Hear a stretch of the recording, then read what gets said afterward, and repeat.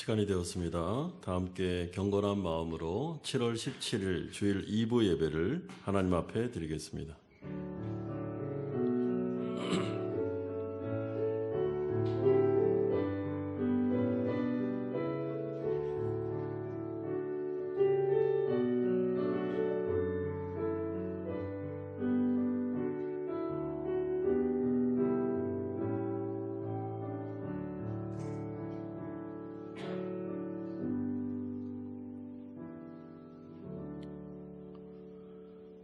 구하라 그리하면 너희에게 주실 것이요 찾으라 그리하면 찾아낼 것이요 문을 두드리라 그리하면 너희에게 열릴 것이니 구하는 이마다 받을 것이요 찾는 이마다 찾을 것이며 두드리는 이에게는 열릴 것이니라. 아멘. 거룩하신 아버지 하나님, 한 주간도 하나님의 은혜로 우리를 지켜주시고 거룩한 주일을 맞아 하나님의 은혜 보좌 앞으로 우리를 인도하여 주셔서 감사드립니다. 예배 가운데 하나님을 소망합니다. 우리의 마음속에 있는 여러 가지 어려움 속에서 주님만을 기대합니다. 이 시간 성령으로 임재하여 주시고 우리를 만나 주시며 우리의 마음속에 있는 중심을 터치하여 주시고 성령의 기름 부음이 있는 살아있는 예배를 경험하게 하여 주시옵소서. 찬양으로 나아갑니다. 우리의 예배 가운데 홀로 영광 받아 주시옵소서. 예수 그리스도의 이름으로 기도드리옵나이다. 아멘. 우리와 함께 하시는 주님 앞에 우리가 나가도록 하겠습니다.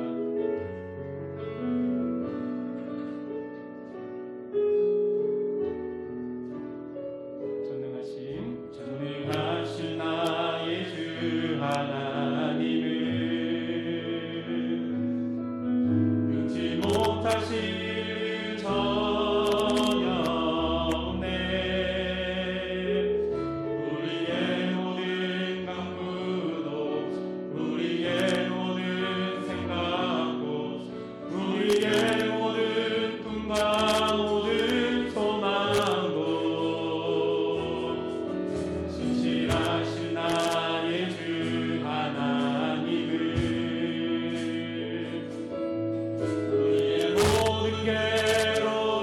바꿀 수 있네. 불가능한 일 행하시고 죽은 자를 일으키시니 그를 이길 자 아무도 없네. 주의 말씀 의지하여 깊은 곳에 금을 던져 오늘 그가 놀라운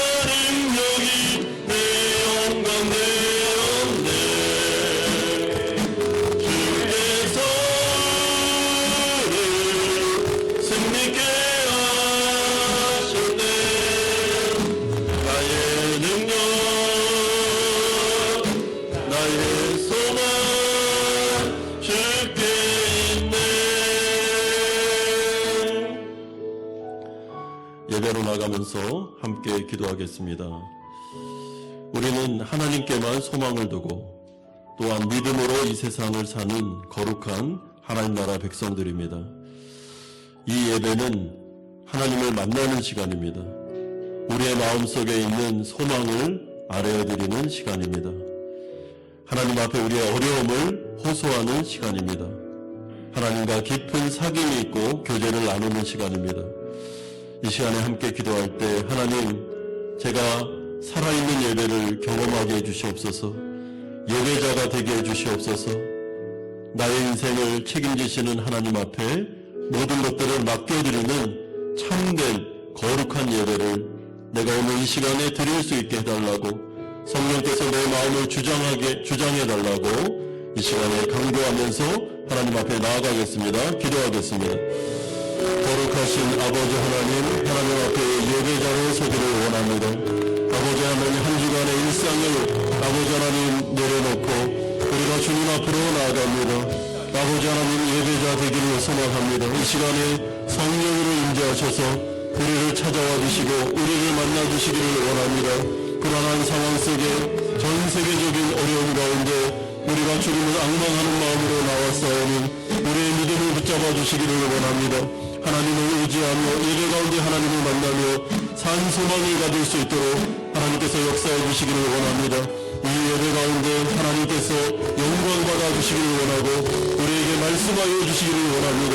한 주간에 우리의 죄를 용서하여 주시고 회복되고 치료되고 변화되는 시간이 되게 하여 주시기를 원합니다. 아버지 하나님, 이 가운데 주님 역사하여 주시고 아버지 하나님 앞에서 우리가 다시 살아나고 우리가 다시 변화되고 우리가 다시 회복되며 오직 하나님께로 영광을 돌리는 성령 충만한 예배가 되게 하여 주시옵소서. 예수 그리스도의 이름으로 기도드리옵나이다. 아멘. 사도신경으로 신앙고백 드리겠습니다. 나는 전능하신 아버지 하나님 천지의 창조주를 믿습니다. 나는 그의 유일하신 아들 우리 주 예수 그리스도를 믿습니다. 그는 성령으로 잉태되어 동정녀 마리아에게서 나시고 본디오 빌라도에게 고난을 받아 십자가에 못 박혀 죽으시고 장사된 지 사흘 만에 죽은 자 가운데서 다시 살아나셨으며 하늘에 오르시어 전능하신 아버지 하나님 우편에 앉아 계시다가 거기로부터 살아있는 자와 죽은 자를 심판하러 오십니다. 나는 성령을 믿으며 거룩한 공교회와 성도의 교제와 죄를 용서받는 것과 몸의 부활과 영생을 믿습니다. 아멘. 다 함께 자리에 앉으셔서 287장 찬송 드리겠습니다.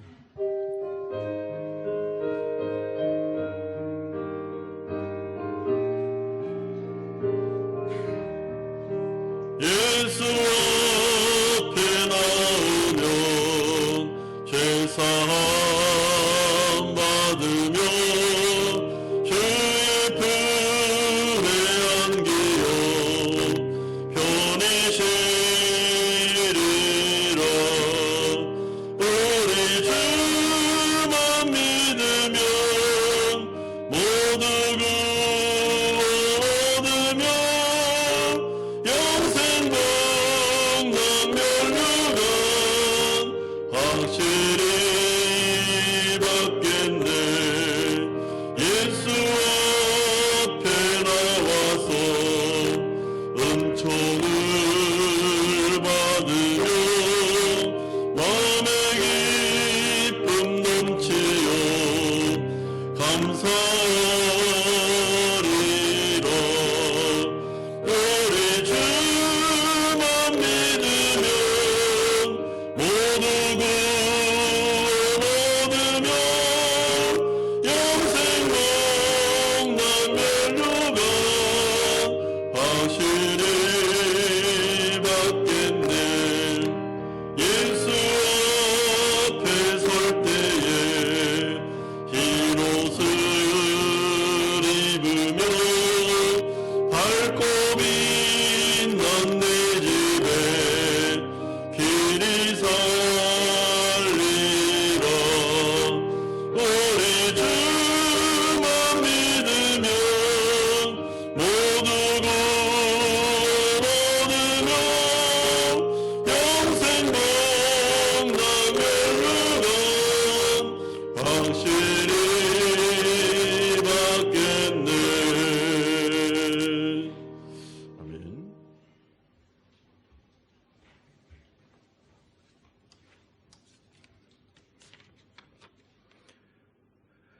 내가 환난 중에 다닐지라도 주께서 나를 살아나게 하시고 주의 손을 펴사 내 원수들의 분노를 막으시며 주의 오른손이 나를 구원하시리이다. 하나뿐인 독생자로 십자가를 지게 하시기까지 우리를 사랑하시며 우리로 의롭다 칭함을 받게 하여 주신 하나님을 찬양합니다. 지난 한 주간도 변함없이 저희를 지켜주시고 돌보아 주신 은혜에 감사드리며 이렇게 예배의 초소로 인도하사 주님께 예배드릴 수 있도록 하여 주심에 감사를 드립니다. 이 시간 이 예배가 오직 주님 한 분만을 높이는 예배가 되게 하여 주시옵소서. 연약하기에 마음의 중심을 잃은 채 세상과 타협하며 죄를 짓고 살아가는 우리를 불쌍히 여기사 우리의 연약함을 용서하여 주시고 진리의 말씀으로 강하게 붙드사 승리한 삶을 살아가게 하여 주시옵소서. 주님 앞에 진정한 기쁨과 안식을 누리고 주님이 살아계심을 경험하게 하여 주시옵기 원하옵나이다. 요셉의 인도하신 하나님의 역사하심을 바라봅니다. 요셉이 자신에게 주어진 어려운 상황 속에서도 희망을 버리지 않고 주님만을 바라보며 자신이 속한 자리에서 최선을 다하였던 것처럼 우리의 시선을 주님께만 향하게 하시고 주님의 나라를 바라보며 주님을 의지하게 하여 주시옵소서. 때때로 주어지는 세상의 시험에도 흔들리지 않고 능히 감당할 수 있는 힘을 주시어 주님께 받은 그 은혜를 온전히 누리며 살아가게 하여 주시옵소서. 하나님을 바라보는 우리의 시선이 더욱 깊어지게 하시고 하나님과 동행하는 삶을 살아가도록 인도하여 주시옵소서. 하나님의 선하신 계획으로 세우신 우리 한마음 연합교회를 위해 기도합니다. 주님께서 세워주신 우리 교회를 온전히 이끌어 주시어 하나님의 몸된 교회로서 주님이 주신 사명을 잘 감당하고 하나님이 기뻐하시는 교회가 되게 하여 주시옵소서. 우리 교회가 이곳 베트남 보구마의 작은 초석이 되게 하시며 초대교회 같은 사랑의 공동체로서 하나님 나라의 확장을 위해 힘쓰는 교회가 되게 하여 주시옵소서. 우리 교회 주일학교를 축복하시어 부흥케 하시고 우리 아이들이 주일학교를 통해 온전히 하나님을 알아가고 주님과 가까워지게 하시며 우리 아이들이 하나님의 귀한 청지기로 자라갈 수 있도록 지켜주시옵소서. 또한 주일학교를 담당하시는 두 분의 목사님과 모든 주일학교 선생님들께 지혜와 능력을 채워주시고 주님이 맡겨주신 일들을 잘 감당하실 수 있도록 힘을 더하여 주시옵소서. 이 시간 질병의 고통과 싸우고 계신 성도님들이 계십니다. 주님의 뜻 안에서 질병으로부터 회복되는 기적의 역사가 나타나길 기원합니다. 그리고 지속되는 팬데믹으로 힘들어진 마음과 어려운 가정 형편들로 아파하시는 분들을 주님께서 한 분 한 분 어루만져 주시고 독수리의 날개침같이 새 힘을 주사 모든 것이 회복되어 감사함으로 하나님께 나아올 수 있도록 인도하여 주시옵소서. 이 시간 단위에 세워주신 나성현 목사님을 축복하여 주시고 그 입술을 통해 전파되는 말씀이 우리의 마음판에 새겨져 우리가 말씀을 돌아보며 온전히 이해할 수 있도록 하여 주시옵고 지금 이 시간 성령님이 함께 하셔서 주님께 드리는 이 예배가 감사와 은혜가 넘치는 예배가 되게 하여 주시옵고 오늘 예배를 통해 주시는 생명의 말씀으로 힘을 얻어 앞으로의 한 주간도 주님과 함께 살아갈 수 있도록 인도하여 주시옵소서. 예배를 위해 각 처소에서 주님만 바라보며 섬기시는 모든 분들을 주님 축복하여 주시고 그들의 수고가 하나님 나라의 확장에 온전히 쓰임받게 하시며 주님 홀로 영광받아 주시옵소서. 이 시간 이후의 모든 순서를 주님께 의지하며 예수님의 이름으로 기도드립니다. 아멘.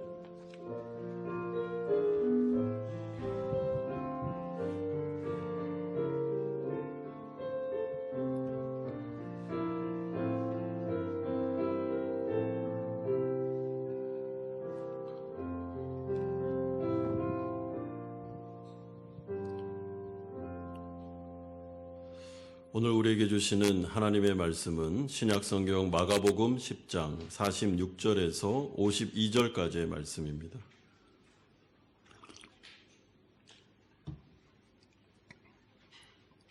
마가복음 10장 46절에서 52절까지의 말씀 한 절씩 교독하겠습니다. 그들이 여리고에 이르렀더니 예수께서 제자들과 허다한 무리와 함께 여리고에서 나갈 때에 디메오의 아들인 맹인거지 바디메오가 길가에 앉았다가 나사렛 예수시란 말을 듣고 소리질러 이르되 다윗의 자손 예수여 나를 불쌍히 여기소서 하거늘 많은 사람이 꾸짖어 잠잠하라 하되 그가 더욱 크게 소리질러 이르되 다윗의 자손이여 나를 불쌍히 여기소서 하는지라 예수께서 머물러 서서 그를 부르라 하시니 그들이 그 맹인을 부르며 이르되 안심하고 일어나라 그가 너를 부르신다 하매 맹인이 겉옷을 내버리고 뛰어 일어나 예수께 나오거늘 예수께서 말씀하여 이르시되 내게 무엇을 하여 주기를 원하느냐 맹인이 이르되 선생님이여 보기를 원하나이다. 52절 같이 읽겠습니다. 예수께서 이르시되 가라 내 믿음이 너를 구원하였느냐 하시니 그가 곧 보게 되어 예수를 길에서 따르니라. 아멘.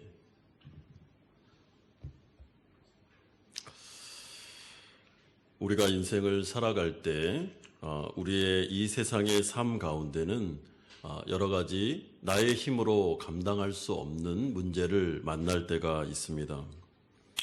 예수님을 믿고 하나님 나라 백성이 되었음에도 불구하고 이 세상 안에 죄가 들어와 있기 때문에 여러 가지 어려움들이 우리에게는 닥쳐오고 있습니다. 때로는 질병의 문제로, 때로는 사업상의 어려움으로, 그리고 요즘 우리가 겪고 있는 것처럼 이런 코로나와 같은 팬데믹과 같은 그런 어려움, 그리고 코로나가 지나가는 이 시점에서 사실은 인플레이션과 경제적인 어려움, 전쟁의 어려움이 겹쳐서 사실은 미래가 불투명한 상황 속에 우리는 인생을 살아가게 됩니다. 요즘 저희 교회가 기도하고 있는 우리 연약한 성도들의 기도 제목을 보면 암 환우들이 많이 계십니다. 가족의 그 암의 문제로 기도하는 분들, 또한 여러 가지 그로 인하여 어려운 분들, 그리고 마음의 아픔이 있는 분들도 계십니다. 경제적인 어려움과 또한 직장과 사업상의 그런 정말 말로 표현할 수 없는 상황 속에서 괴로워하면서 일상을 보내는 우리 성도님들도 계십니다. 이럴 때 우리가 어떻게 해야 되는가? 이 일상을, 이 어려운 현실을 우리는 어떻게 믿음으로 통과해야 되는가라는 것에 대해서 우리는 좀 생각해 볼 필요가 있습니다. 예수님은 누가복음 18장을 통해 불의한 재판관의 비유를 들어서 믿음이 무엇인지를 우리에게 말씀해 주신 적이 있습니다. 그 가운데 이 세상 속에서 믿음을 보겠느냐 한탄하시면서 이 불의한 비유를 통해서 예수께서는 항상 기도하고 낙심하지 말아야 될 것을 말씀해 주셨습니다. 여러분, 항상 기도한다, 낙심하지 않는다라는 것이 아주 어렵습니다. 생각해 보면. 우리가 어려움을 당했을 때 그것이 만약에 기도했을 때 바로 응답이 되면 누가 낙심을 하겠습니까? 누가 그 어려움을 못 이겨내겠습니까? 근데 문제는 어려움이 지속되거나 아니면 내가 기도하는 부분이 잘 응답되지 않는 것처럼 여겨질 때 하나님께서 나를 사랑하시는가? 하나님께서 내 기도를 듣고 있는가? 하나님의 마음속에 정말 나의 어려움이 있는가? 라는 것을 우리가 의심하게 되고 그로 말미암아 낙심하게 되고 낙심이 깊어지면 냉소적이 되면서 하나님 앞에 소망하지 않고 기대하지 않는 우리의 현실을 목격하기 때문에 그렇습니다. 그러므로 예수님은 말씀하셨습니다. 믿음이 있는 사람은 낙심하지 마라. 하나님에 대하여 소망하라. 끝까지 하나님을 기대하라. 라고 말씀하십니다. 낙심하지 말고 소망하면서 해야 될 일은 성도는 기도하면서 하나님을 의지하고 모든 것을 맡겨야 되는데 언제까지요? 끝까지. 중도에 포기하지 말고 한번 믿음을 견지해 보라고 말씀하고 있습니다. 이런 점에서 믿음이 있는가, 믿음이 없는가의 문제는 하늘과 땅 차이다라는 것을 꼭 명심하셔야 됩니다. 오늘 우리는 믿음이 아주 좋은 한 사람을 만나게 됩니다. 이 사람은 믿음이 있었기에 자신에게 찾아온 기회를 마지막 기회죠. 이것을 놓치지 않았습니다. 이 사람은 이 세상 속에 소망이 없는 사람이었습니다. 그리고 모든 사람으로부터 사실은 존귀한 대접을 받지도 못했습니다. 절망해야 되고 낙심해야 되며 인생을 포기하면서 살아야 될 사람이었습니다. 그러나 그가 예수님을 만나고 그 가운데서 변화되어 완전히 새로운 인생으로 살아가는 모습을 보게 되는데 거기에 비밀은 믿음이었다라고 말씀해주고 있습니다. 따라서 우리는 오늘 맹인 거지 바디메오라는 이 한 사람을 통해서 우리가 인생 속에 하나님을 어떻게 믿어야 되며 또 어떤 자리로, 믿음의 자리로 나아가야 되는지를 좀 이 이야기를 통해서 해답을 얻었으면 좋겠습니다. 첫 번째로 우리가 살펴볼 내용은 맹인거지 바디메오의 현실이 46절에 나오고 있습니다. 예수님은 이제 마지막 발걸음을 내딛고 있습니다. 마가복음 10장에서 이제 주님은 여리고에서 예루살렘으로 가시면서 골고다 언덕을 향해 가십니다. 이것은 십자가에 못 박아 죽기 위한 마지막 여정이었고 그렇기 때문에 예수님의 발걸음은 굉장히 무거운 발걸음이었습니다. 그런데 그 길목에, 그 길가에 디메오의 아들인 맹인거지 바디메오가 앉아 있었습니다. 여러분, 여기서 앉아 있었다라는 말은 미완료형입니다. 그러니까 어느 시점인지는 모르지만 아주 과거로부터 지금 이 현재까지 늘 언제나 이 사람은 이 자리에 앉아 있었습니다. 맹인은 그 당시에 사회적으로 할 수 있는 게 아무것도 없었습니다. 그리고 유대 사회에서 맹인은 죄인 취급을 받던 사람입니다. 그러니까 직장 생활 할 수 없었습니다. 가정에서도 이 사람이 할 역할은 별로 없었습니다. 그래서 여리고에서 예루살렘으로 가는 그 길가, 그러니까 순례자들이 걸어가는 은혜와 자비심이 많은 자들 앞에서 그는 앉아서 구걸하는 것 외에는 할 수 있는 것이 아무것도 없었습니다. 따라서 미완료형을 통해서 이 사람이 여기에 앉아 있었다. 늘 언제나 매일 이 자리에 앉아서 그는 구걸하고 있었다라는 것이 그의 인생을 보여주는 동사입니다. 여러분, 이 사람은 다람쥐 탭바퀴 도는 것처럼 매일 눈 뜨면 누가 이렇게 데려다주면 앉아서 구걸하고 또 누가 데려가면 밤에 가서 잠을 자고 늘 이런 인생을 반복해서 살았습니다. 여러분, 이 맹인 거지 바디메오의 인생을 잘 보시면 이 사람 마음속에 소망이 있다라는 건 기대할 수도 없습니다. 여러분, 사람은 전인격적인 존재이기 때문에 이런 인생을 매일 반복적으로 몇십 년을 살다 보면 그 마음속에 소망은커녕 완전히 그냥 절망입니다. 절망. 그리고 죽지 못해 산다 라는 말이 나올 정도로 사실은 뭔가 희망의 끈을 잡을 수가 없는 상태, 이것이 바로 이 바디메오의 상황이었습니다. 그뿐만 아니라 바디메오를 향한 주위 사람들은 이 사람을 존귀하게 여기지 않았습니다. 굉장히 낮추면서 아주 하대하면서 이 사람을 취급했습니다. 48절에 보면 많은 사람이 바디메오를 꾸짖어 잠잠하라 하는데 여기서 꾸짖었다라는 말은 아니 니까짓 게 뭔데? 라는 뉘앙스를 가지고 있습니다. 그러므로 이 사람은 삶의 외적인 현실도 어려웠지만 사실은 그 마음속에 있는 자존감은 완전히 무너져 있었습니다. 자기 자신이 자신을 바라봐도 내가 왜 살아야 돼? 라는 생각을 가질 뿐만 아니라 하나님도 나를 버리셨어. 그래서 내가 이런 어려움을 겪는 거야 라고 생각했을 게 분명하고 주위 사람들 역시 이 사람을 정말 존귀하게 대해준 사람 한 사람도 없었습니다. 그러니까 외적으로 내적으로 그야말로 생지옥을 살았던 어려운 현실 가운데 있었던 사람, 그 사람이 바로 바디메오였습니다. 여러분, 주위 사람들이 이 맹인이면서 거지인 이 사람을 향해서 이름을 불러줬겠습니까? 아니면 이름을 알았겠습니까? 불가능합니다.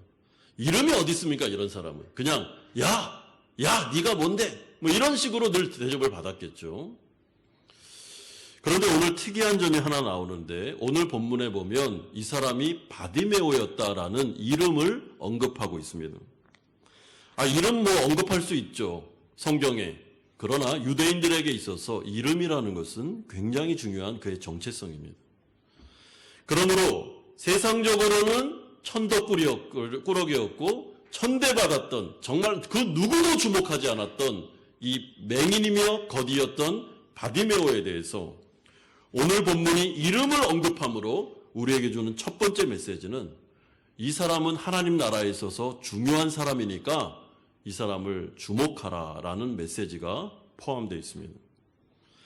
여러분, 이런 점에서 하나님의 나라는 이 세상 나라와 세계관이, 가치관이 완전히 다른 나라입니다. 여러분, 하나님은 사람을 외모로 보지 않습니다. 사람을 중심으로 보십니다. 성경에 보면 하나님은 거룩한, 구별한 분이시기 때문에 사람을 항상 중심으로 보신다는 말씀이 많이 언급되어 있습니다. 하나님에게 있어서 사람을 바라볼 때 외모를 보는 눈은 하나님에게는 없습니다. 별로 중요하지 않습니다. 그러나 이 세상은 외모가 전부이죠. 그 사람을 평가할 때 그 사람의 외모, 그 사람의 학벌, 또한 그 사람의 어떤 형편, 이 모든 외적인 것만 보면서 이 사람이 존귀한 사람이다 아니다를 평가합니다.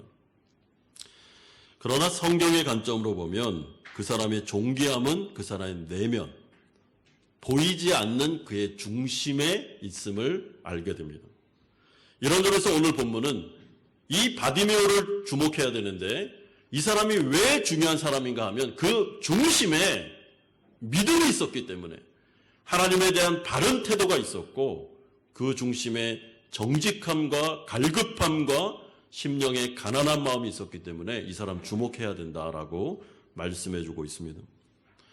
그러므로 우리가 예배 시간에 하나님 앞에 나올 때는 중심을 가지고 오셔야 됩니다.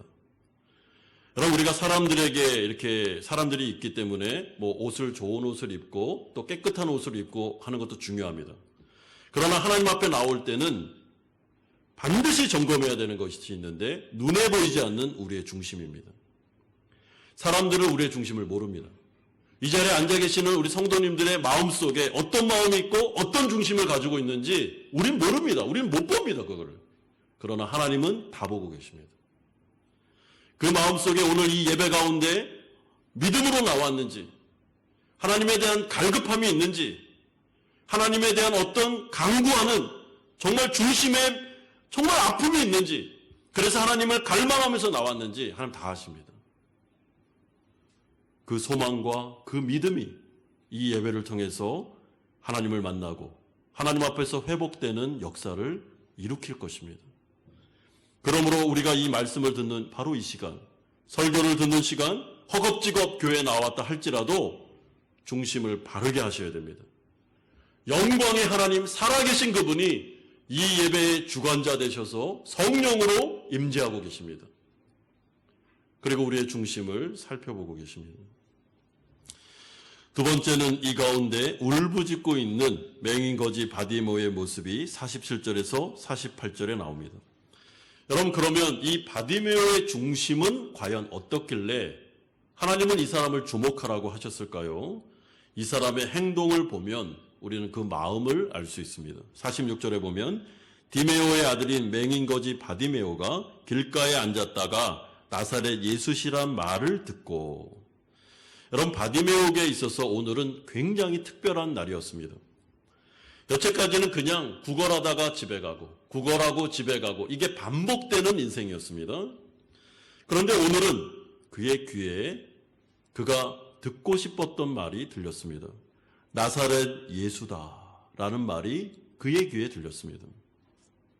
그리고 그 말을 듣자마자 이 사람은 예전하고는 완전히 다른 행동을 보이고 있습니다. 나사렛 예수라는 말을 듣자마자 마치 용수철이 치고 일어나는 것처럼 그는 벌떡 일어나서 소리를 지르기 시작했습니다. 다윗의 자손 예수여, 나를 불쌍히 여기소서.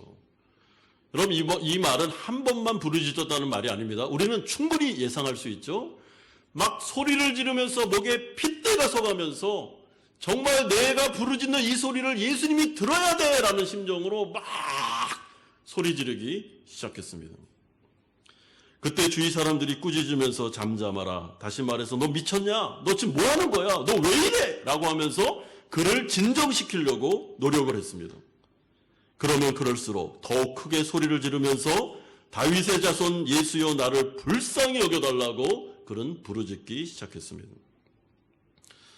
여러분, 다윗의 나사렛 예수가 과연 누구이기 때문에 이 사람은 이렇게까지 거의 뭐 발광을 하면서 소리를 지르고 있었겠습니까? 그 이유는 이 사람의 마음속에 예수에 대한 믿음이 아무도 모르는 사이에 발생을 했기 때문에 그렇습니다. 여러분, 우리는 오늘 본문에 나오지 않지만 충분히 이 상황을 예측할 수 있습니다. 이 사람이 그 순례자들이 걸어가는 그 길목에서 앉아서 구걸하고 있을 때 사람들이 지나가면서 많은 이야기를 했겠죠? 예수에 대한 이야기도 그 가운데 있었을 겁니다. 예수란 분이 계신데 그분은 병자들을 고친대, 귀신도 쫓아낸대. 그런데 너무나도 마음이 온유하고 겸손하셔서 그 누구도 내치는 법이 없대. 정말 하나님을 사랑하는 갈급한 심령을 가진 자들은 다 끌어안으시고 치료와 회복을 내려주신대 하면서 예수에 대한 이야기를 순례자들이 많이 했을 것이고 그 이야기를 바디메오가 들었을 겁니다.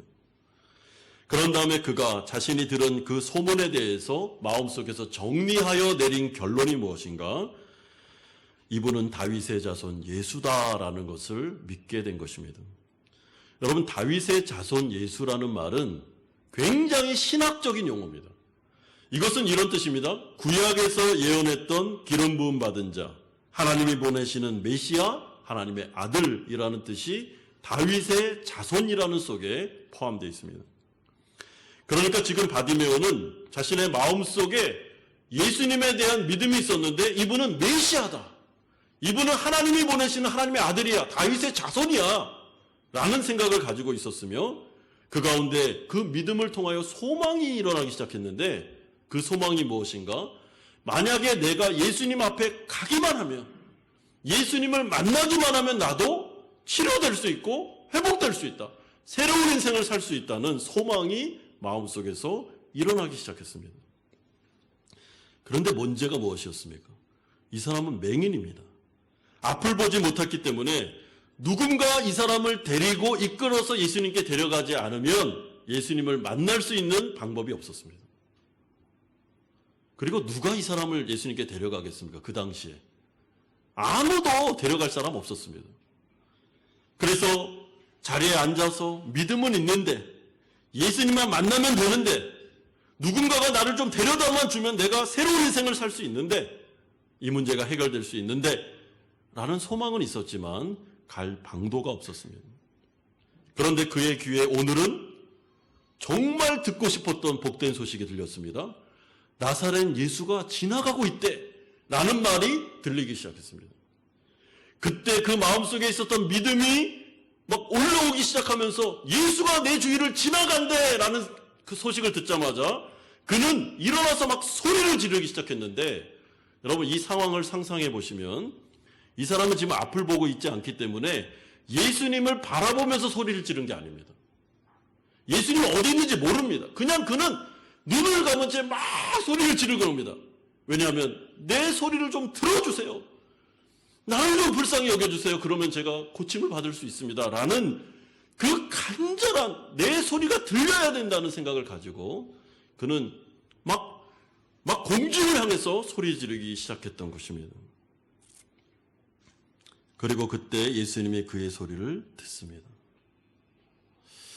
여러분, 우리가 이 말씀을 잘 보면 그의 마음속에 있는 믿음이 이렇게까지 예수님에 대해서 간절함을 일으켰으며 그 간절한 호소가 주님께로 전달되는 모습을 보게 됩니다. 여러분, 그런데 이러한 상황은 지금 오늘 이 현실 가운데 또한 우리가 예배드리는 이 상황 속에서도 반복되고 있습니다. 여러분, 우리가 드리는 지금 이 예배는 사람들만 모여있는 곳이 아닙니다. 여기에는 왕이신 하나님, 예배를 주관하시는 창조주 되신 하나님이 그리스도께서 성령을 통해서 임재하시는 곳입니다. 두세 사람이 내 이름으로 모인 그곳에, 나의 말씀이 선포되는 그곳에 내가 너희와 함께 하겠다는 예수님의 약속이 우리 가운데서 현실화되고 있는 것이 바로 이 예배의 장소입니다. 그러므로 이곳은 사람들만 모여있는 곳이 아니라 지금 주님께서 성령으로 이 가운데 지나가고 계시는, 우리 가운데 거하시고 계시는 엄청난 귀한 시간입니다. 따라서 우리가 예배로 나올 때 우리는 이 믿음을 가지고 나오고 있습니다. 여러분, 믿으시죠? 주님이 이 자리에 함께 있음을 믿으십니까? 예, 아멘입니다. 계십니다, 여기에. 그렇다면 주님은 이 자리에 계셔서 뭘 보겠습니까? 우리의 중심을 보겠죠. 우리의 아픔을 볼 것입니다. 우리가 이 자리에 나와서 하나님 앞에 소망하고 기도하고 싶은 그 기도 제목을 보고 계실 겁니다. 여러분, 주님은 우리의 모든 것을 다 알고 계십니다. 전지전능하시기 때문에 사실은 내가 기도하기 전부터 나의 기도 제목을 알고 계십니다. 그리고 나의 아픔을 알고 계십니다. 여러분 좀 확장해서 보면 예수님은 바디메오를 알고 있었습니다. 그런데 중요한 것은 우리에게 그 믿음이 있다면 우리는 그 믿음을 가지고 하나님의 이름을 불러야 됩니다. 여러분 믿음은 행동으로 옮겨져야 됩니다. 내 마음속에 있는 믿음만 가지고 가만히 있으면 안 됩니다. 이 사람처럼 이 예배 가운데 물론 우리가 막 소리를 지르면서 그렇게 하지는 않겠지만은 마음속에서 바디메오처럼 하셔야 됩니다. 예수님, 제가 오늘 이 예배 자리로 나왔습니다. 주님을 바라봅니다. 저에게는 이런 어려움과 문제가 있습니다. 주님 도와주지 않으면 살아갈 수 없는 현실이 있습니다. 그리고 저는 이것을 치료받기를 원하고 회복되기를 원합니다. 주님 이 자리에 계신 걸 믿습니다. 이 예배 가운데 살아 역사함을 믿습니다. 주님 저의 기도를 들어주십시오. 저를 만나주십시오. 저를 불쌍히 여겨주십시오. 우린 그런 마음을 가지고 주님의 이름을 부르셔야 됩니다. 마지막 세 번째로 그 가운데 위대한 주님의 반응이 49절에서 52절까지 나옵니다. 여러분 이 바디메오가 막 소리를 지르면서 울부짖으면서 예수님의 이름을 불렀을 때 어떤 일이 벌어졌습니까? 그 부르짖음을 들은 예수님께서 예루살렘으로 가시던 그 무거운 발걸음을 멈추셨습니다. 왜냐하면 누군가가 지금 자신을 믿음으로 불렀기 때문입니다. 주님의 안테나가 작동하기 시작했습니다. 믿음이 역사하기 시작했습니다. 예수님의 발걸음을 멈춰 세웠습니다. 여러분 이것이 저는 놀라운 일이라고 생각합니다. 이 자리에서 지금 누군가가 아무도 모르는데 이 말씀을 들으면서 바디메오 말을 들으니까 내 말씀 같아 라고 하면서 마음속에 설교를 듣는 가운데 주님이라고 누가 불렀습니다. 믿음으로. 그러면 주님께서 그 부르짖음을 듣습니다. 그리고 가시던 발걸음을 딱 멈추십니다. 멈췄다는 것은 바디메오에게 지금 바디메오를 만나기 위해서 멈추신 것입니다. 이처럼 믿음으로 주님을 부르는 것은 굉장히 큰 힘을 가지고 있습니다. 여러분 마가복음 5장에 가보면 예수님이 혈루병 걸린 여인을 고쳐주는 사건이 나옵니다. 이 여인이 예수님의 옷자락을 만지면 병이 나을 수 있다라는 믿음이 있었지만 그는 용기가 없어서 사람들이 너무 많이 있었기 때문에 그냥 나아가서 예수님을 만질 수가 없었습니다. 그래서 아무도 모르는 진짜 누구도 모르게 뒤로 살짝 가서 예수님의 옷자락을 살짝 믿음으로 만졌습니다. 여러분 이 당시에 그 옷자락이라는 것은 이 통으로 짠 옷인데 그 밑에 술이 있습니다. 술이. 그러니까 이렇게 장식용입니다. 이 여인은 그 술을 살짝 만진 겁니다. 이거는 예수님도 그 만지는 것을 느낄 수가 없을 정도로 살짝 만진 것을 의미합니다. 그런데 그때 예수님께서 이렇게 말씀합니다. 예수께서 그 능력이 자기에게서 나간 줄을 곧 스스로 아시고 무리 가운데서 돌이켜 말씀하시되 누가 내 옷에 손을 대었느냐 하시니 예수님께서 갑자기 발을 딱 멈추더니 누가 내 옷을 만졌다. 누가 만졌니? 내 능력이 지금 나갔는데 누가 만든지 좀 찾으면 좋겠다라고 했습니다. 그때 제자들이 뭐라고 반문하냐면 무리가 에워싸 미는 것을 보시며 누가 내게 손을 대었느냐 물으시나이까? 라고 말하고 있습니다. 아니 예수님 지금 이렇게 많은 사람이 예수님 주변에 있는데 한두 사람이 만졌겠습니까? 근데 누가 만졌냐 그러면 우리가 어떻게 찾습니까? 라는 의미입니다. 그때 예수님께서 뭐라 그럽니까? 믿음으로 나를 만진 사람이 있다. 그 사람을 찾아와라. 그 사람이 중요한 사람이다 라고 하면서 예수님이 제자들을 이렇게 책망하시는 내용이 나옵니다. 여러분 마찬가지입니다. 예수님은 믿음으로 자신을 만지고 믿음으로 기도하고 하나님께 소망을 둔 사람을 정확하게 알고 계십니다. 그래서 오늘 바디메오를 향해서도 주님은 말씀하십니다. 49절에 예수께서 머물러 서서 그를 부르라 하시니 그들이 그 맹인을 부르며 이르되 안심하고 일어나라 그가 너를 부른다 하시니라. 안심하라. 이게 무슨 말이죠? 하나님 너를 사랑하신다. 걱정하지 마라. 여태까지 바디메오 너를 대했던 사람들의 반응, 예수님은 그렇게 너를 대하지 않아. 너는 굉장히 존귀한 사람이야. 그러니까 예수님께 오면 된다. 라고 말씀하십니다. 그리고 난 다음에 예수님은 이 사람에게 물어보십니다. 51절에 네가 내게 무엇을 하여 주기를 원하느냐. 예수님의 질문은 아주 간단했습니다. 너 뭘 원하냐? 그래서 이렇게까지 부르짖은 이유가 뭐냐라고 물어봅니다. 그런데 우리가 상식적으로 보면 사실은 이 사람이 뭘 원하는지 예수님이 몰랐겠습니까? 알죠. 여러분, 맹인입니다. 거지입니다. 그러면 당연히 눈이 뜨는 것을 원하고 치료받는 걸 원하고 그리고 경제적으로 회복되는 걸 원하지 않겠습니까? 너무나도 당연한 질문을 지금 예수님 왜 하는 것입니까? 여러분, 이것은 그 마음속에 있는 믿음을 예수님은 다시 명확하게 듣고 싶었기 때문에 물어보는 것입니다. 우리가 굳이 하나님 앞에 나와서 기도할 필요가 있겠습니까? 여러분, 소리를 내서 그냥 속으로 생각하고 뭐 그러면 되지 않겠습니까? 그런데 어떨 때는 주님께서 네가 뭘 원하는지를 기도로 한번 말해보라라고 할 때가 있습니다. 여러분, 그래서 소리를 내서 기도하는 것도 중요합니다. 내 소리가 내 귀에 들릴 정도로 하나님, 전 이걸 원합니다. 이겁니다, 이거. 하나님, 이걸 해주셔야 됩니다. 라고 우리가 분명하게 똑똑하게 주님께 말씀드릴 필요가 있습니다. 그랬을 때 주님께서 이 사람의 말, 저는 보기를 원합니다. 보고 싶습니다. 어둠 가운데서 해방되고 싶습니다. 저는 눈을 뜨는 걸 원합니다. 라는 그 말씀에 대해서 예수님 응답하십니다. 52절에 예수께서 이르시되 가라, 네 믿음이 너를 구원하였느니라. 여기서 중요한 말이 무엇입니까? 가라, 너 치료됐다. 네 믿음이 너를 치료했다라고 말씀해주고 있습니다. 여러분, 여기에서 이 믿음이 치료됐다라는 말은 두 가지 의미가 있습니다. 하나는 육신적인 그 질병이 치료됐다라는 것도 있지만 네가 죄 용서받았다, 죄로부터 구원받았다라는 의미도 포함되어 있습니다. 그러므로 이 사람의 믿음은 주님, 저는 저의 질병으로부터도 치료받고 싶은데 주님은 저를 치료할 수 있습니다라는 고백도 들어있었지만 사실은 그 믿음 안에는 당신은 다윗의 자손으로 나를 죄로부터도 근원적인 어려움으로부터도 나를 해방시켜 줄 수 있는 분이다라는 믿음까지도 그의 마음속에 있었음을 알게 됩니다. 놀랍죠. 놀라운 믿음입니다. 그러므로 이 사람은 예수님 앞에 나와서 이 문제를 해결받았습니다.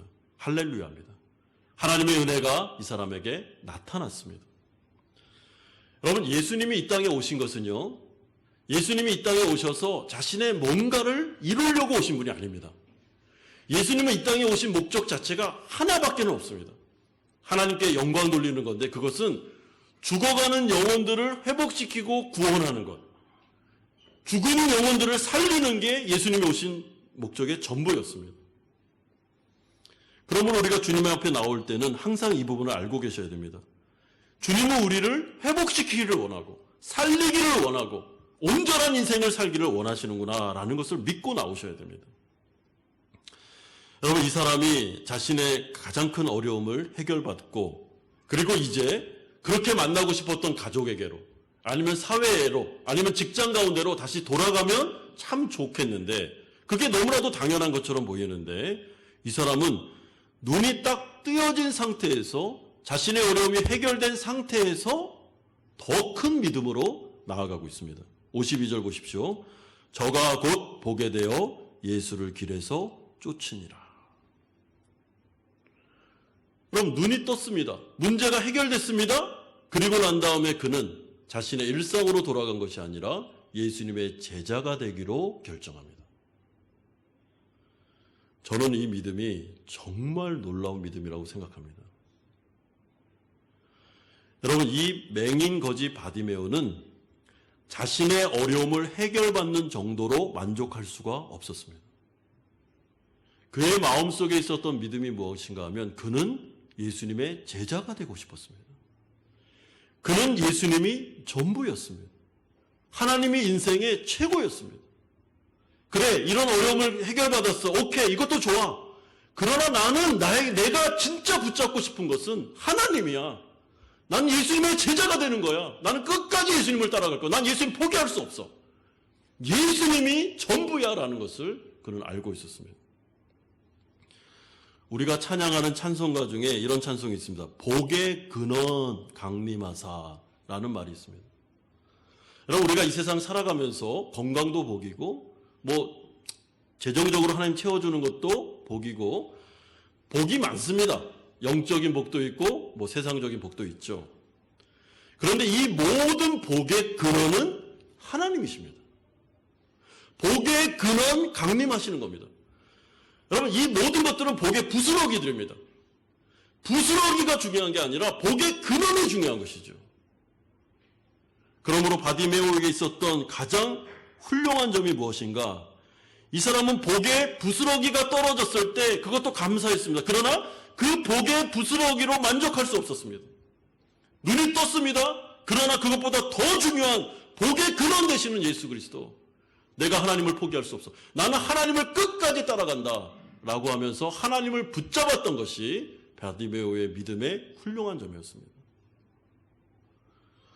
여러분, 그러므로 우리가 어려운 문제를 만났을 때 그 문제를 가지고 주님 앞에 나아가 해결해 주기를 기도하고, 하나님께서 불쌍히 여기셔서 그 어려운 문제가 해결됐을 때 거기서 우리의 신앙이 끝나면 안 됩니다. 그건 너무나도 아쉽고 너무나도 안타까운 믿음입니다. 그 믿음을 딛고 복의 근원 되신 하나님께로 나아가야죠. 하나님을 붙잡아야 됩니다. 그러면 여러분, 모든 것들은 다 따라옵니다. 사도 바울은 빌립보서 3장 7절에서 8절에 이렇게 고백했습니다. 그러나 무엇이든지 내게 유익하던 것을 내가 그리스도를 위하여 다 해로 여길 뿐더러 또한 모든 것을 해로 여김은 내 주 그리스도 예수를 아는 지식이 가장 고상하기 때문이라. 내가 그를 위하여 모든 것을 잃어버리고 배설물로 여김은 그리스도를 얻고. 사랑하는 성도 여러분, 그러므로 오늘 이 바디메오의 사건을 통해서 마가복음이 우리에게 전해주고 있는 메시지가 무엇인가? 바디메오가 맹인이었던 눈을 치료받고, 그래서 그의 사회적인 신분이 회복되었다. 할렐루야! 박수치고 끝이 아닙니다. 여러분, 그거는 아주 좁은 의미입니다. 여기에서 지금 이야기해주고 있는 메시지가 무엇인가 하면, 바디메오는 예수님을 만났고 예수님의 제자가 되었고 예수님을 얻었다. 하나님이 그의 하나님이 되었다.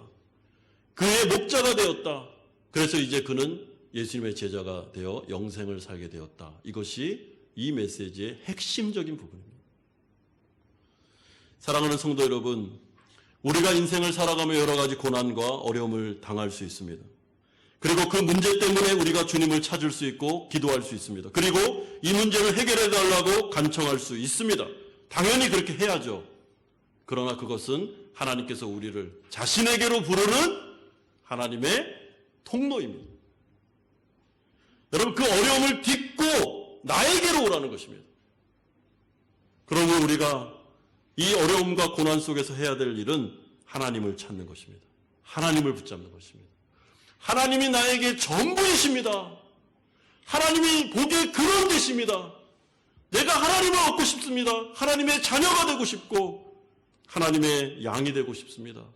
예수님의 제자가 되고 싶습니다. 라고 나아갈 때 하나님께서는 영적인 축복만 주는 게 아니라 이 세상을 능히 살아갈 수 있는 복도 내려주심으로 말미암아 하나님이 우리의 목자시며 아버지 되심을 증거해 주실 것입니다. 그러므로 사랑하는 성도 여러분, 하나님을 붙잡으셔야 됩니다. 여러분, 하나님이 복의 근원 되십니다. 예수님의 제자가 되면 우리 이 세상 능히 살아갈 수 있습니다. 하나님을 붙잡으시고 하나님을 의지하시고 그리고 그 위대하신 하나님을 내 자녀들에게 유산으로 물려주므로 우리 가정이 하나님 앞에 복을 받는 그런 귀한 인생을 사시기를 주 예수 그리스도의 이름으로 축원드립니다. 우리 같이 한번 들은 말씀 생각하면서 우리 한번 기도하는 시간을 가지면 좋겠습니다. 이 시간에 우리가 주님 앞에 나왔는데 예수님이 우리에게도 동일한 질문을 하십니다. 뭘 원하느냐? 너는 뭘 원하니? 주님 앞에 나왔는데 내가 뭘 해줬으면 좋겠니? 라고 물어보십니다. 그때 우리는 솔직하게 대답하면 됩니다. 주님, 이런 부분이 어렵습니다. 이렇게 하나님 도와주시면 좋겠습니다. 이 문제를 해결해 주시면 좋겠습니다. 라고 기도하는 것 당연합니다.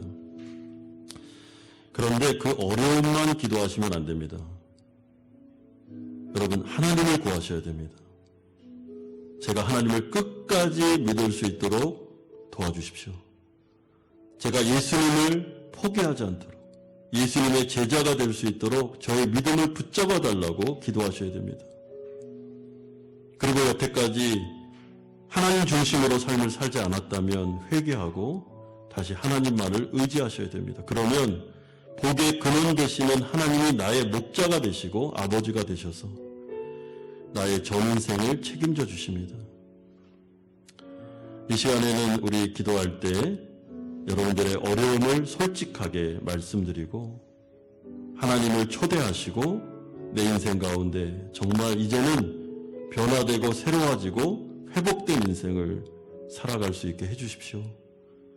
주님, 이 예배 가운데 저를 불쌍히 여겨주십시오 라고 기도하겠습니다. 같이 한번 기도하겠습니다.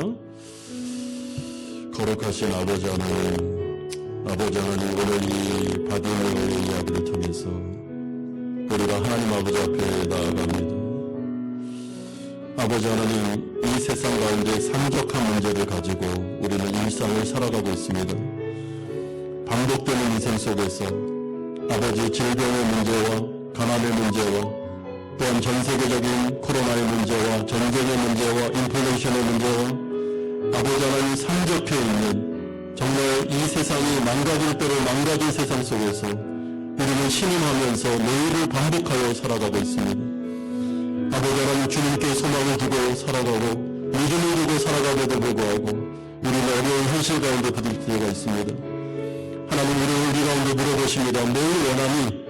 뭘 해주면 좋겠느냐 물어보십니다. 우리가 주님 앞에 솔직하게 말씀드리며 우리를 도와주십시오. 우리의 문제 가운데 개입해 주십시오. 우리의 문제를 해결해 주셨으면 좋겠습니다. 우리가 하나님 앞에 고백합니다. 그러나 주님, 더 중요한 것은 하나님이 나의 목자가 되시면 좋겠습니다. 하나님이 나의 복의 근원이 되심을 믿습니다. 나의 아버지가 되어주시고 나의 하나님이 되어주십시오라고 우리가 나아갑니다. 아버지 하나님, 우리 가운데 하나님 정말 하나님의 은혜를 내려주시옵소서. 하나님을 붙잡고 하나님을 의지하게 하여 주시고 그런 말미암아 바디메오의 인생이 완전히 변화될 것처럼 우리도 예수님의 제자가 되어 인생을 살아가게 하시고 하나님을 소유하여 살아가게 하여 주시고 하나님으로 인하여 기뻐하게 하여 주시고 하나님으로 인하여 만족하는 인생 살아갈 수 있도록 은총 내려 주시옵소서. 주님, 역사해 주시옵소서. 복의 복을 내려 주시옵소서. 거룩하신 아버지 하나님, 우리의 일상 속에 이렇게 주일날 오전에 하나님 앞에 예배대로 나아가게 하심을 감사드립니다. 하나님의 말씀을 들려주셔서 감사드립니다. 우리를 만나기 위하여 예배로 모이게 하심을 감사드립니다. 하나님, 바디메오에게 2000년 전에 물어보셨던 것처럼 우리에게 질문하여 주셔서 감사드립니다. 내가 뭘 해주기를 원하느냐? 너는 왜 나에게 나왔느냐? 말씀해 주셔서 감사드립니다. 하나님, 우리 사랑하는 성도들이 마음속에 있는 소망을 정직하게 알아드렸습니다. 하나님, 우리의 어려움을 다 알고 계십니다. 하나님께서 응답해 주실 것을 믿습니다. 그러나 주님, 더 큰 것을 원합니다. 우리 하나님 원합니다. 하나님이 우리의 주인 되심을 원합니다. 우리를 다스려 주시는 것을 원합니다. 예수님의 제자가 되고 싶습니다. 이제는 완전히 다른 인생 살고 싶습니다. 고아처럼 살고 싶지 않습니다. 하나님, 우리 하나님이 되어 주시옵소서. 우리를 다스려 주시옵소서. 우리를 통치하여 주시옵소서.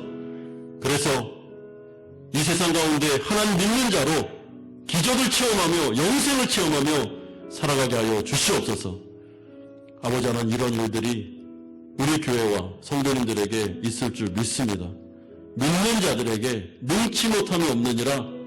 아버지, 한 주간에도 이 말씀 붙잡고 어려운 현실 속에 믿음으로 승리하는 우리 성도님들 다 될 수 있도록 은혜 내려 주시옵소서.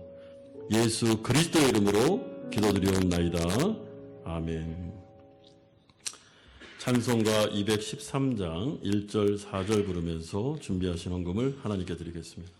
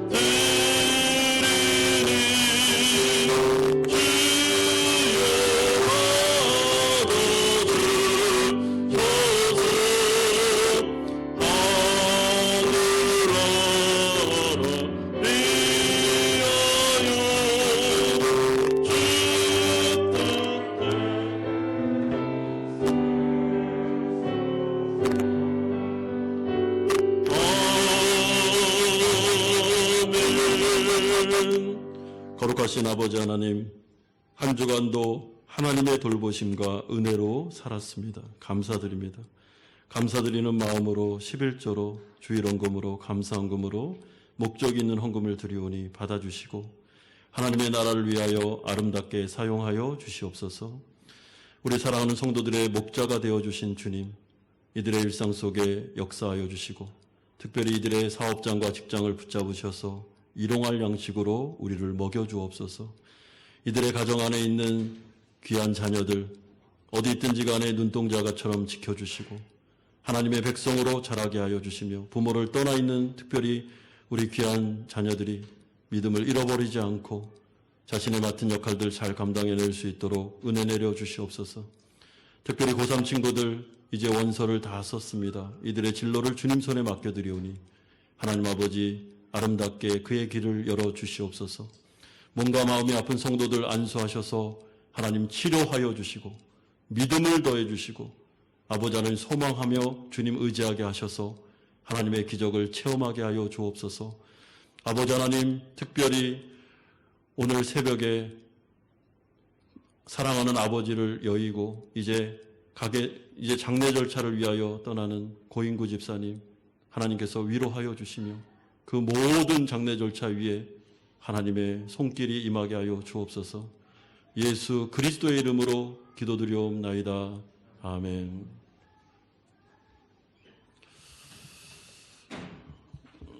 교회 소식을 전해드리겠습니다. 우리 교회 처음 나오신 우리 성도님들 계시면 주님의 이름으로 축복하고 환영합니다.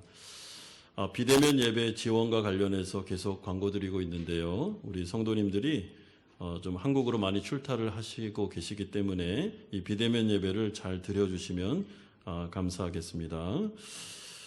정기 재직회 모임이 오늘 3부 예배 후에 본당에서 모이도록 하겠습니다. 재직들은 다 참여해 주시면 감사하겠습니다. 교육자 동정입니다. 우리 목회자들이 여름 휴가를 좀 다녀오게 되는데 저는 내일부터 금요일까지 그리고 한 주 이렇게 차이로 우리 목사님들이 여름 휴가를 다녀오도록 하겠습니다. 유스코스타 중보기도 일정이 나와 있습니다. 9월 초에 청소년들을 위한 유스코스타 집회가 열립니다. 우리 교회가 중보기도를 맡게 되었습니다. 그래서 이렇게 교회를 순회하면서 기도회가 있는데요. 우리 성도님들 많이 좀 참여해 주셔서 우리 기도로 우리 청소년들을 도우면 좋겠습니다.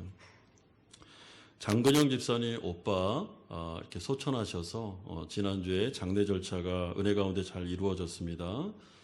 이렇게 제가 직접 통화를 했습니다. 우리 장근영 집사님과 또 어머님과 하고 통화를 했는데 정말 은혜가 많이 임했다고 이렇게 하시면서 기도해 주셔서 감사드린다고 이렇게 소식을 주셨습니다. 우리 장근영 집사님 가정을 위해서 위로해 주시면 감사드리겠습니다. 우리 다 같이 일어나셔서 주기도문 찬양하고 축도로 예배를 마치겠습니다.